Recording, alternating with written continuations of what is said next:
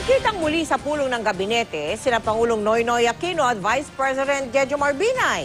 2 araw po ito matapos sabihin ng Pangulo na malayang umalis sa gabinete si Binay kung tingin niya'y mali ang direksyon ng administrasyon. Nagpansinan kaya ang dalawa sa pulong? Nakatutok si Teresa Andrada. Nagkaharap sina Pangulong Noynoy Aquino at Vice Presidente Jejomar Binay sa special cabinet meeting na ipinatawag ng Pangulo ngayong araw.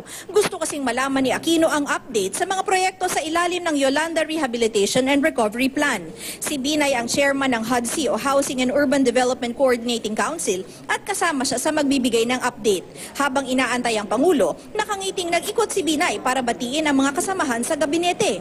Nakipagkwentuhan pa siya sa ilan. Pero ang Pangulo, seryoso ang mukha nang pumasok sa Aguinaldo State Dining Room. Magkaharap sila ng upuan ni Binay. Bago ang simula ng pulong, nag-alay muna ng panalangin. Ang sentro ng dasal ni Presidential Management Staff Head Julia Abad tungkol sa pagtutulungan.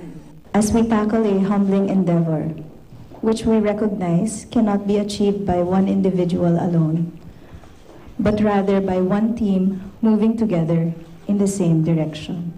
Nitong Lunes, sinabi ng Pangulo na malayang umalis sa gabinete si Binay kung tingin nito'y mali ang ginagawa ng Administrasyong Aquino. Sagot ito ng Pangulo nang tanungin kung panahon nang magbitiw si Binay kasunod ng mga patutsada ng Vice Presidente laban sa administrasyon.